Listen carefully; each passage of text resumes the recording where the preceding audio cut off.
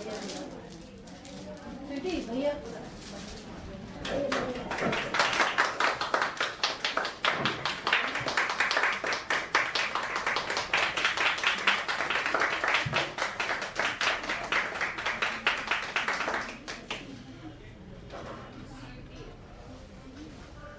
भक्ति है और कहीं पर भी कोई भी ऐसा नहीं है जो आप लोग प्रचार में निकलते होंगे कि कोई कहता हो जिसे भगवान के बारे में ज्ञान ना हो। हर कोई अपने को पंडित समझ रहा है, हर कोई अपने को भगवान का भक्त समझ रहा है। तो फिर कहाँ पर कमी है हम लोगों में कि फिर भी हर ओर हम किसी ना किसी रूप में अधर्म को देखते हैं।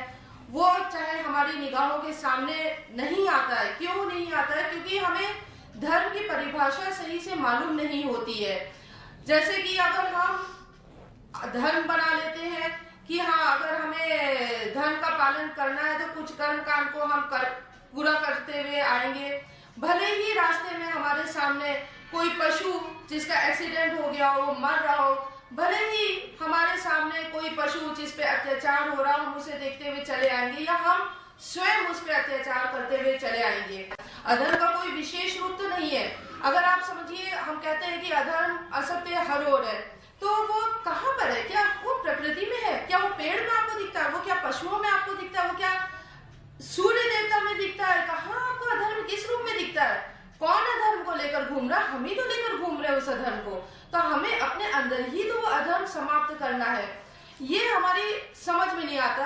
हम लोग बहुत ही आसानी से कह देते हैं हर ओर तो देखो अधर्म है। तो हमें स्वयं के अंदर के अधर्म को समाप्त करना है और इसको समाप्त करने के लिए हमें ज्ञान का होना अत्यंत आवश्यक है कि ज्ञान जो हमें सही राह दिखाए, जो हमें सही दिशा पे दिखाए कि हमारा जीवन जो भगवान ने हमें आशीर्वाद स्वरूप दिया वो स्वयं परम पिता का आशीर्वाद है। तो वो ये सब असत्य के संकलन के लिए तो नहीं बना है, वो धर्म के पालन के लिए बना है। तो हमारे जीवन का लक्ष्य है धर्म की ओर जाना, उसी को प्राप्त करना, धर्म के ही कार्य करना, कर्म करना। तो ये जो चारों ओर हमारे असत्य है, अधर्म है, इसमें कमी यहाँ पर आ रही है। भक्ति भी है हमारे मन में, जबकि कमी यही आ रही है कि कर्म रूप नहीं ले पा रही है वो भक्ति। भक्ति है भी, हमने समझा भी कि हाँ, भगवान की भक्ति क्या है, भगवान की पूजा क्या है। तो कहीं ना कहीं भय आ गया मन में। भय आ गया तो भयभीत मन कभी कर्म की ओर तो बढ़ ही नहीं सकता है, और कर्म की ओर नहीं बढ़ेंगे तो भी हम धर्म का पालन कैसे करेंगे? जैसे कि मैं आज ही भगवान का सत्य जो वाणी खंड है उसको पढ़ रही थी। उसमें भगवान ने यही कहा है कि मानवता कोई अक्षर नहीं है।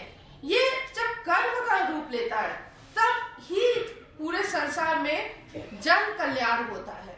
इसमें भगवान ने जैसे कहा कि जो और मानवता जब धर्म बनती है तब प्रत्येक मनुष्य का कल्याण होता है। फिर भगवान कहते हैं जो धर्म शब्द को भी नहीं जानता फिर अपने को भला धार्मिक भी कैसे कह सकता है? जो धर्म शब्द को, पहले भगवान ने कहा कि मानवता जब धर्म बनती है, फिर भगवान ने कहा जो धर्म शब्द को भी नहीं जानता। तो यानी कि क्या हो गया कि जो मानवता को भी नहीं जानता है तो फिर वो कैसे अपने को धार्मिक कह सकता है? यहीं पर कमी हो रही है कि हम हर कर्म काम करते हैं लेकिन मानवता को हम नहीं जानते हैं। जैसा कि मैं पहले भी आपको बता चुकी हूँ कि पहले मेरे पास किसी ने ये भी प्रश्न किया कि धर्म और मानवता का क्या संबंध है। ये अपने में ही बड़ा एक अजीब सा प्रश्न था कि धर्म और मानवता का क्या संबंध है, जबकि मानवता के बिना धर्म अधूरा है। मानवता के बिना धर्म बिल्कुल अधूरा है। तो यही हम लोगों को शिक्षा नहीं दी गई है। तो ये भक्ति ज्ञान और कर्म के अनमोल मोती, जो कि भक्ति ज्ञान और कर्म वाणी खंड का संकलन है, इसका मैं एक कुछ अंश जो पीछे ही इसके छपा है वो मैं आपको पढ़ के बता रही हूँ। जीवन साधना का पथ है तुम्हारा, इसे साधना में ही लगा दो, यह आदेश ही होगा मेरा। मत देखो घूमकर कहाँ क्या हो रहा है, किसे पाना किसे छोड़ना है, क्या खोया और क्या पाना है। फिर भगवान कहते हैं मन में जब भी भक्ति की इच्छा जागे स्वयं को मात्र कर्म कांडों में न फंसाना। मात्र कर्म कांड करते रहे, व्रत उपवासों में फंसे, तुम क्या वास्तव में मुझे समझ पाए हो? क्या स्वयं को संतोष ही देते रहे कि तुम भक्त हो? क्यों? क्योंकि हमने व्रत उपवास तो सब कुछ लिए, सब कुछ किया, लेकिन वही भगवान ने कहा, वही श्री कृष्ण चेतना अवतार देवी माँ ने कहा कि मन की हम गंदगी को तो छोड़ नहीं पाए। हर जगह तो हम गंदगी लेकर घूमते रहे, और मन की जो भी हमारी वृत्तियां हैं स्वार्थ से भरी हुई, उनको तो हम छोड़ नहीं पाए। तो ऐसे व्रत उपवासों का क्या औचित्य है? फिर भगवान कहते हैं, मुझे प्यार करने वाला तो संपूर्ण विश्व को ही मेरे रूप में देखता है, जो विश्व में देखकर भी ये नहीं देख पाता कि वह जो भी देख रहा है वो अन्य कुछ वो नहीं, मैं ही हूँ। वो मुझे कहाँ पाता है? मुझे प्यार करने वाला तो संपूर्ण विश्व को ही मेरे रूप में देखता है। संपूर्ण विश्व, जैसे कि थोड़ी देर पहले आपके सामने अभी बताया गया, मिस्टर चावला ने बताया कि लोगों के मन में यही धारणा रहती है कि हमें पशुओं को कम करना है। कहा जाता है पशु जंगली होते हैं। हमें तो कई बार ये भी लगता है कि उनसे ज्यादा सभ्य कोई नहीं हो सकता। वो भी तो हमें स्थान दे रहे हैं यहाँ रहने का। हमें कैसे मालूम ये जो धरती हमें मिली है, जो धरती माँ की गोद हमें मिली है, वो भगवान ने खाली हम लोगों के लिए बनाई है। जब उन्होंने जीवन पशु पक्षियों को दिया तो ये धरती का अंश, ये धरती की गोद उनके लिए भी तो हो गई।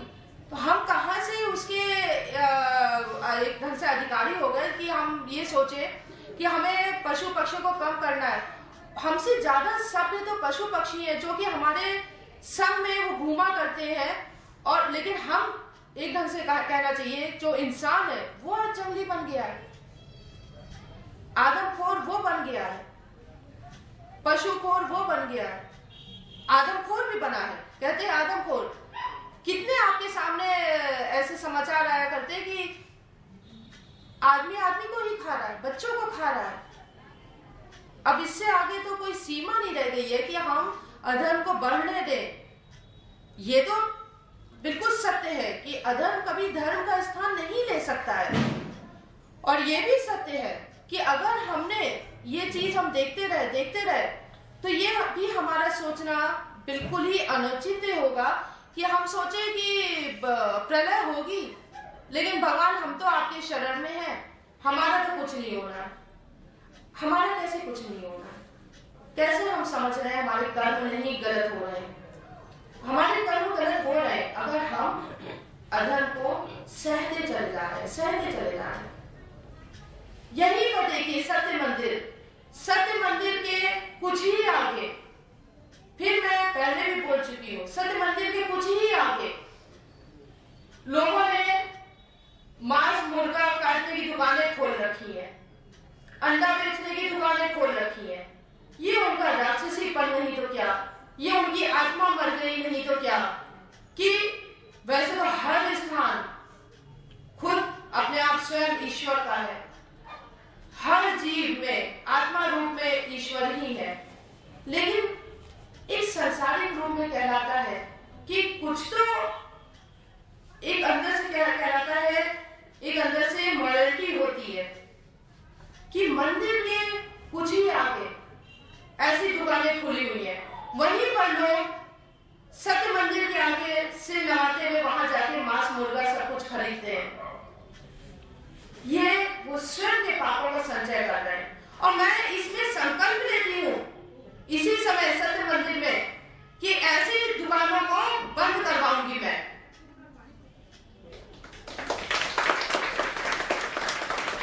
अपनी पूरी सीमा से आगे जाकर, सीमा में रहकर ही सीमा से आगे जाकर भी मैं ऐसी दुकानों को बंद करवाऊंगी। और मुझे पूरा विश्वास है कि स्वयं परमपिता परमात्मा श्री कृष्ण चेतना अवतार देवी माता मुझे इस और मेरे वाणी परिवारों का मेरे साथ हो गई, और श्री कृष्ण चेतना अवतार देवी माता और परमपिता परमात्मा का हम लोगों को इस कार्य में आशीर्वाद अवश्य ही मिलेगा। ओम शिव।